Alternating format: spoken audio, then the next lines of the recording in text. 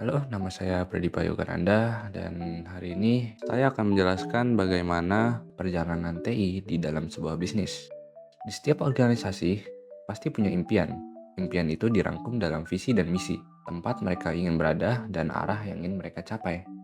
Dan percaya atau tidak, teknologi informasi punya peran besar untuk mengantar mereka ke sana. Tapi sebelum melangkah jauh, ada satu hal penting. Organisasi harus tahu dulu kondisi dirinya. Sama seperti seseorang yang mau memulai sesuatu. Harus sadar apa yang sudah dimiliki dan apa yang perlu diperbaiki. Disinilah muncul SWOT. Kekuatan, kelemahan, peluang, dan ancaman. Dari sini, strategi mulai menemukan bentuk. Setelah memahami situasi, barulah organisasi mulai menyusun strategi TI. Ini bukan proses instan, tapi proses yang memastikan teknologi digunakan dengan tepat. Aplikasi apa yang perlu dibuat, sistem apa yang harus diperbaiki, dan bagaimana TI bisa benar-benar mendukung bisnis.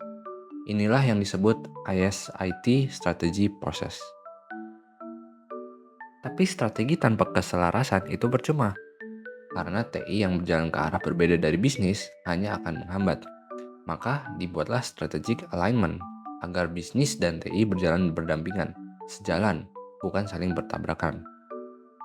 Namun, menyelaraskan saja tidak cukup. Organisasi tetap membutuhkan panduan untuk memastikan semuanya berjalan secara teratur, terukur, dan dapat dipertanggungjawabkan. Disinilah COVID 2019 berperan. Framework ini ibarat sistem pengendali yang memastikan TI memberikan nilai, mengelola resiko dengan baik, dan menggunakan sumber daya secara bijaksana.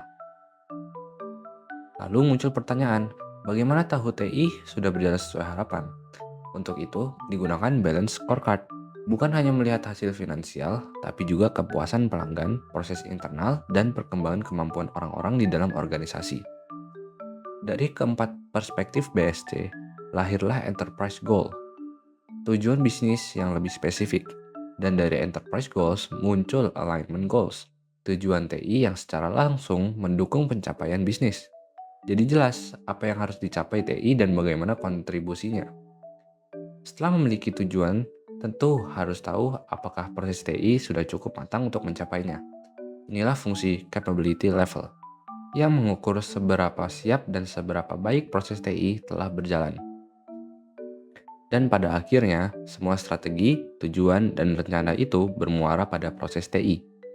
Inilah yang nyata. Pengembangan aplikasi, pengelolaan infrastruktur, keamanan, dukungan layanan, hingga perbaikan sistem.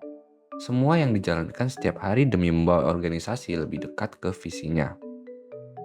Jadi, perjalanan TI bukan langkah acak. Ini adalah rangkaian yang tersusun rapi.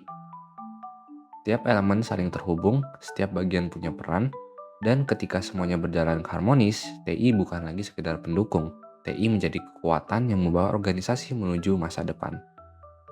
Sekian dari saya, nama saya Pradipa Yogananda, pamit undur diri.